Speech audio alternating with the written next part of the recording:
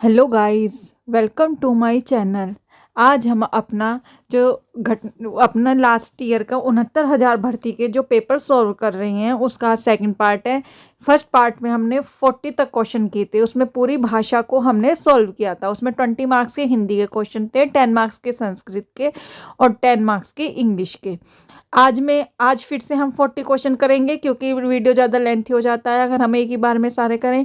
तो इसमें आपके साइंस के भी क्वेश्चन होंगे, आपके बाल मनोविज्ञान के भी हैं और आपके जीएस के भी।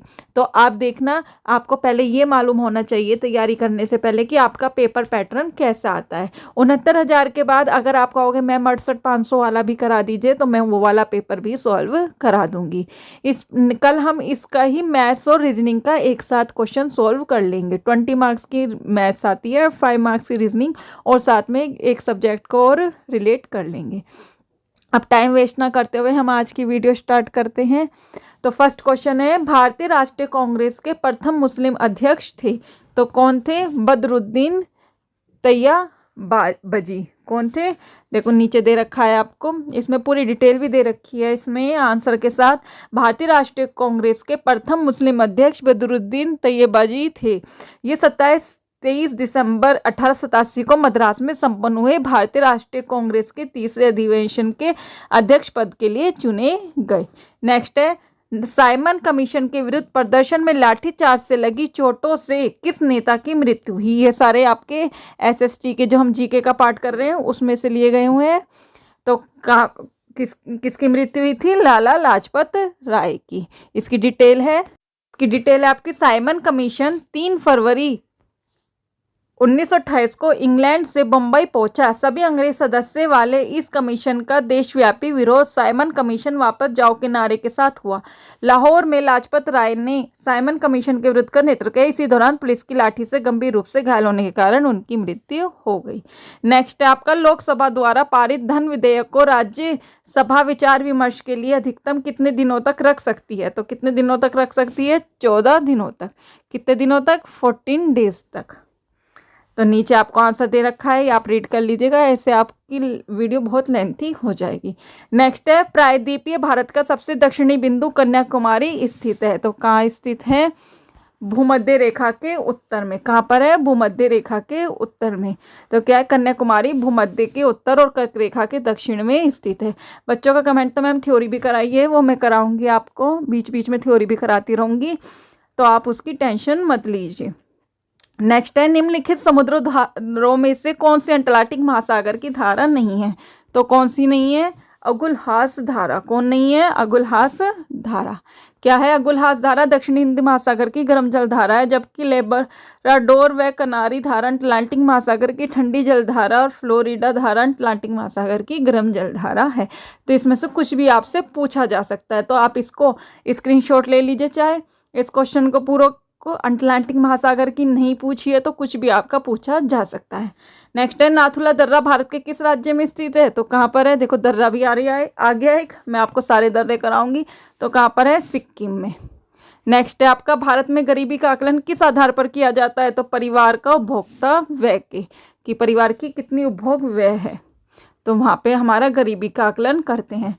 नेक्स्ट है, इनमें भारत की संविधान सभा के पहले अध्यक्ष कौन है? तो कौन है? डॉक्टर सच्चिदानंद सिन्हा। कौन है? डॉक्टर सच्चिदानंद सिन्हा। तो क्या आ गया? ए।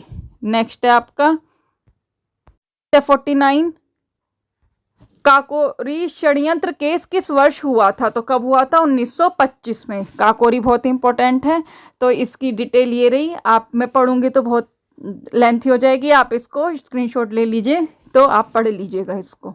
नेक्स्ट है आपका, भारत में अब स्थापित होने वाले प्रथम राष्ट्रीय उद्यान है तो कौन से? हाँ, प्रथम राष्ट्रीय उद्यान सबको होता है जिम कॉर्बेट राष्ट्रीय उद्यान। अब इसका नाम बदल दिया गया है, इसका नाम गंगा राष्ट्रीय उद्यान रख दिया है गंगा के लिए। तो आपको जो बदले हुए नाम हैं सबके, मैं वो भी आपको एक वीडियो में करा दूंगी।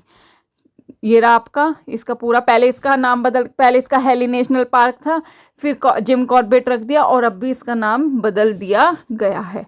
नेक्स्ट है, निम्नलिखित में से कौन सा कथन शिक्षण के संदर्भ में सही नहीं है? क्योंकि वहां से गंगा जी निकलती है तो इसलिए उनके नाम पर रख दिया गया है। तो कौन सा नहीं है? शिक्षण केवल कक्षा तक सीमित रहने वाली प्रक्रिया है, नहीं। केवल, तो जहाँ केवल वर्ड आ जाता है, ये आपने सीटेट में भी पढ़ा होगा, वो तो वैसे ही बिल्कुल रॉन्ग हो जाता है। केवल कक्षा तक थोड़ी सीमित रहती है हमारी शिक्षण। हमारा बाहर, आस पड़ोस, हमारे घर परिवार, जितना भी हमारा सब हमें शिक्षण ही सिखाता है। तो इसलिए ये क्या हो गया कथन गलत। नेक्स्ट है आपका, प्राथमिक विद्यालयों में मिड डे मील कार्यक्रम प्रारंभ करने का प्रमुख कारण है, क्या है? नामांकन संख्या बढ़ाना। मतलब जिससे लोग जो गरीब हैं वो पढ़ाते नहीं हैं, लेकिन मिड डे मील की खाना भी मिलेगा, उससे ज़्यादा से ज़्यादा बच्चों को अपने को भेजते हैं पढ़ाने के लिए। तो इसलिए वहाँ पर प्रारंभ किया गया है। देखो ये रहा, प्राथमिक विद्यालयों में 1985 को शुरू की गई मिड डे मील। ये भी पूछ लिया जाता है कि कब शुरू हुआ था, कि छात्रों के पोषण स्तर में वृद्धि हो, सामाजिक समानता को बढ़ावा दे, ये आप पढ़ लेना। तो ये सब है। नेक्स्ट है 53 क्वेश्चन, उद्दीपन अनुक्रिया सिद्धांत का प्रतिपादन किसने किया? ये देखो सब वही चल रहे हैं, बाल मनोविज्ञान के 10 होते हैं, शिक्षण कौशल के होते हैं 10, है ना। वो जो 30 नंबर के आपकी पेडागोजी में से आते हैं वो वाले चल रहे हैं। क्या है? थार्नडाइक ने। किसने दी? देखो ये भी आए हुए हैं जो आपके सीटेट में भी पूछे जाते हैं, यूपी टेट में भी। तो ये भी आपको सारे सिद्धांत याद करने हैं। नेक्स्ट है, पढ़ने और लिखने की अक्षमता है, तो क्या है? जब पढ़ना नहीं जानते और लिखना नहीं जानते तो क्या होता है, इसको वो माना गया था। तो इसमें देखो क्या है, विकासात्मकता, समन्वय, विकार या डिस्प्रैक्सिया से प्रभावित बच्चों में प्रैक्सिया, पढ़ने और लिखने की अक्षमता का खतरा अधिक होता है। डिसलेक्सिया मुख्यतः पढ़ने की अक्षमता और डिस्ग्राफिया लिखने की अक्षमता के लिए उत्तरदायी है। हालांकि परीक्षा संस्थान बी को सही, इसमें बी को सही माना है, डिसलेक्सिया भी बोलते हैं, लेकिन इसमें विवाद था फिर भी। नेक्स्ट है, किसने कहा नवाचार एक ऐसा विचार है जिसमें व्यक्ति नवीनता का अनुभव करता है? तो किसने कहा है? E.M. रोजर्स ने। किसने कहा है? E.M. रोजर्स ने। नेक्स्ट है आपका, भारतीय शिक्षा के इतिहास में सर्वप्रथम किस समिति ने अपव्यय एवं अवरोधन पर विचार किया? तो किसने किया? देखो सारे वो आ रखे हैं फैक्ट, बिल्कुल जो फैक्ट पूछे जाते हैं, हार्टोग समिति ने। ये सारे फैक्ट बिल्कुल थ्योरी से मैं आपको पूरा कवर कराऊंगी, आप बस मेरे साथ बने रहिए और ज़्यादा से ज़्यादा अपने दोस्तों को शेयर कीजिए, जो हमें भी मोटिवेशन आए, और मेरे चैनल को सब्सक्राइब भी कीजिए कि बच्चों को हमारी वीडियो पसंद आ रही है। नेक्स्ट है, परम शून्य स्थिति होती है, कौन सी होती है? आनुपातिक स्केल में। कौन सी होती है? आनुपातिक स्केल में। नेक्स्ट है, पाठ प्रस्तावना कौशल का मुख्य संगठक क्या है? तो क्या है? पूर्व ज्ञान। जब हम हमेशा टीचर को पहले बच्चों का पूर्व ज्ञान जानना चाहिए कि उनका क्या क्या उनका पूर्व ज्ञान है, पहले से वो क्या जानते हैं। तो इसलिए क्या है? पूर्व ज्ञान। मुख्य घटक क्या है? छात्रों का पूर्व ज्ञान, अध्यापक कथन, शिक्षण उद्देश्य में संबंध, ये सारे हैं आपके। नेक्स्ट है 59, NCERT द्वारा राष्ट्रीय पाठ्यचर्या की रूपरेखा कब प्रस्तुत की गई? तो कब की गई? देखो सब रूपरेखा भी पूछी गई है, तो कोई भी आपकी आ सकती है। तो कब की गई? 2005 में।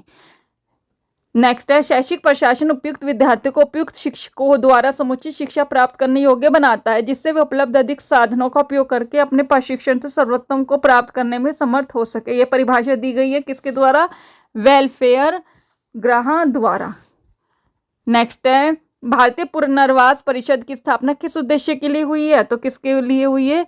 दिव्यांगजन की शिक्षा के लिए। किसके लिए? जो दिव्यांग लोग होते हैं, जो कोई सुन नहीं सकता, कोई चल नहीं सकता, तो उनके लिए ये शिक्षा परिषद जो है उनके लिए हुई है। ये आपको पूरा दे रखा है, आप इसे एक बार रीड कर लीजिएगा, ये स्क्रीनशॉट ले लीजिए। नेक्स्ट है, विकासात्मक दीक्षा का नियम सम्मिलित करता है, किसे करता है? दोनों को। मस्तकाधोमुखी नियम और निकट से दूर का नियम, ये नियम इंपॉर्टेंट है, इसकी डिटेल भी समझाऊंगी मैं। नेक्स्ट है आपका, मार्गरेट मीड के अनुसार व्यक्तिगत भिन्नताओं के लिए सर्वाधिक महत्वपूर्ण कारक है, तो क्या है? सांस्कृतिक कारक। कौन सा है? सांस्कृतिक कारक। नेक्स्ट है, ब्रेल लिपि के जनक हैं, तो कौन है? Louis Braille. कौन है? Louis Braille. नेक्स्ट है आपका 65 क्वेश्चन है, प्राचीन अनुबंधन का सिद्धांत किसने दिया? तो किसने दिया? पावलाव ने। देखो सब सिद्धांत है, आपने देखा है वही आया है, कोई भी बाहर से नहीं है, तो इसलिए आपको डरने की चिंता नहीं है। और इन्होंने किस पर किया था प्रयोग? कुत्ते पर। किसने किया था? कुत्ते पर। नेक्स्ट है, हेरिडिटरी जीनियस नामक पुस्तक किसके द्वारा लिखी गई? अब देखो पुस्तक पे भी आ गया, तो पुस्तकें भी याद करनी है, तो किसके द्वारा लिखी गई? गाल्टन द्वारा। देखो दे रखा है, नामक पुस्तक गाल्टन द्वारा लिखी गई है, प्रथम बार प्रकाशन 1869 में हुई। इन्होंने व्यक्तिगत भिन्नताओं का, ये भी पूछ सकते हैं कि जो हेरिडिटी जीनियस नामक जो आपकी गाल्टन की बुक है इसमें किसका वर्णन हुआ है, तो व्यक्तित्व भिन्नताओं के वैज्ञानिक दृष्टिकोण का। ठीक है, नेक्स्ट है, निम्न में से कौन सा कारक बालक के विकास को प्रभावित करता है, तो कौन से करते हैं, अंतःस्रावी ग्रंथियां, पौष्टिक भोजन, रोग और चोट, तो सभी आपके प्रभावित करते हैं। नेक्स्ट है आपका, देखो ये सब दे रखा है, आप देख लीजिएगा। गैगने के अधिगम सोपान का सही क्रम है, तो क्या है, याद कर लेना, ये इंपॉर्टेंट है। तो क्या है, संप्रत्य अधिगम, फिर नियम अधिगम, फिर समस्या समाधान दे रखे हैं। ये देखो, ये आपको पूरी दे रखी है। रॉबर्ट गैगने ने अपनी पुस्तक भी पूछी जा सकती है, तो ये पुस्तक भी नोट कर लेना, द कंडीशंस ऑफ लर्निंग में। ठीक है, इस पिछली बार बुक नहीं आई थी तो ये वाली बुक आ सकती है। तो ये इस टाइप से आपका सोपान, आपको इन ऑप्शन की जगह इनमें से कुछ भी मिल सकता है, तो आप इसका स्क्रीनशॉट ले लीजिए। ओके, अब नेक्स्ट है आपका सृजनात्मक समस्या समाधान की व्यवस्था, जिसमें व्यक्ति समस्या पर ध्यान नहीं देता है, तो कौन सी है, उद्भवन। कौन सी है, उद्भवन। नेक्स्ट है, ये रहा आपका नीचे दिया हुआ है, उद्भवन कहलाती है। नेक्स्ट है, क्वेश्चन है आपका, राष्ट्रीय अस्थि विकलांग संस्थान स्थित है कहाँ पर है, कोलकाता में। कहाँ पर है, कोलकाता में। नेक्स्ट है आपका, खाने का नमक किससे बनता है, तो मजबूत अम्ल और मजबूत क्षार से। जब दोनों मजबूत हों, याद रखना, जब दोनों मजबूत होंगे तभी हमारा नमक, हम भी तो नमक खा के जब भी मजबूत बनेंगे, तो ये ट्रिक है कि जब दोनों चीज़ मजबूत होगी तभी हम नमक को खाकर मजबूत बनेंगे। तो नेक्स्ट है आपका, ये इसका वो दे रखा है फॉर्मूला, ये आप याद कर लेना, इसकी इक्वेशन दे रखी है। यदि किसी पिंड की गतिज ऊर्जा, अपने अभी साइंस के क्वेश्चन स्टार्ट हो गए हैं, अपने प्रारंभिक मान का 4 गुना हो तो नया संवेग होगा, तो क्या होगा, प्रारंभिक मान का 2 गुना। ये मैं आपको साइंस बिल्कुल करा दूंगी, मैंने खुद एमएससी फिजिक्स की है, तो आपको साइंस से डरने की जरूरत नहीं है। ये आपकी पूरी इक्वेशंस को दे रखा है पूरा सॉल्व करके, ये आप स्क्रीनशॉट ले लीजिए चाहे। ये तो आपको फॉर्मूले पे क्वेश्चंस भी आ सकते हैं, मैं क्वेश्चंस न्यूमेरिकल्स भी कराऊंगी। नेक्स्ट है, ध्वनि तरंगों की प्रकृति होती है, कैसी होती है, अनुदैर्ध्य। कौन सी होती है, अनुदैर्ध्य। नेक्स्ट है, 1 माइक्रोन होता है तो कितना होता है, 10 की पावर -6 मीटर। माइक्रोन की जगह आपको एंगस्ट्रोम भी पूछ सकते हैं, एंगस्ट्रोम होता है 10 की पावर -10। पिको भी पूछ सकते हैं, पिको में 12 आ जाता है, -12। नैनो पूछ सकते हैं, नैनो में आपका -9 आ जाता है। तो कुछ भी आपको इस टाइप से क्वेश्चन पूछा जा सकता है। देखो ये रहा, इसका आप स्क्रीनशॉट ले लीजिए। नेक्स्ट है आपका, नेक्स्ट है, वातावरण का वह क्षेत्र जिसमें ओजोन परत उपस्थित रहती है कहलाता है, तो क्या कहलाता है, स्ट्रेटोस्फेयर। देखो आपकी बहुत 4-5 मंडल होता है, नीचे सौर मंडल, फिर समताप मंडल, फिर मध्य मंडल, आयन मंडल, तो वो सारे जो आपके जितने मंडल होते हैं वो मैं आपको बता दूंगी, और किस मंडल में कौन सी घटनाएं होती हैं वो भी मैं आपको एक क्लास में बता दूंगी। अभी मैं आपको ये बता रही हूँ कि किस हिसाब से आपका पेपर सेट होता है, आपको इसी हिसाब से अपनी तैयारी करनी है। नेक्स्ट है, श्वास छिद्र का उपयोग श्वास के लिए किसके द्वारा किया जाता है, तिलचट्टा। किसके द्वारा, तिलचट्टा के द्वारा। नेक्स्ट है, सरल रेखा में गतिशील कण की स्थिति x समय के संबंध में बदलती है, जहाँ x मीटर में t सेकंड में कण का प्रारंभिक वेग होगा। तो इस टाइम मैं आपको न्यूमेरिकल सोल्व करके नहीं दिखा रही हूँ, जब आपको कराऊंगी तो पूरा सोल्व करा के दिखाऊंगी। देखो कैसे दे रखा है, ये ऑप्शन है, तो क्या आएगा, पहले कण की स्थिति ये दे रखी है, फिर हमने वेग क्या होता है, dx/dt, उसका डिफरेंशियल कर देते हैं। डिफरेंशियल तो करना आता ही होगा, जब पावर जो होती है वो आगे चली जाती है। देखो पावर t की पावर 2 है तो 6 के साथ मल्टीप्लाई में चली गई और 1 माइनस हो जाती है। और 5 जब यहाँ पे t कांस्टेंट है तो t हट जाएगा 5 का 5। ये अभी आपको समझ नहीं आएगा जिन्हें मैथ नहीं आती, जिन्होंने ये नहीं पढ़ा है 10, 11, 12 में डिफरेंशियल का, मैं आपको एक वीडियो में पूरा आपको डिफरेंशियल का कॉन्सेप्ट समझा दूंगी। फिलहाल आप इसका स्क्रीनशॉट ले लीजिए अगर लेना हो तो। फिर इसमें इन्होंने फॉर्मूला लगा दिया है, जो 3 समीकरण होती है गति की, उस हिसाब से।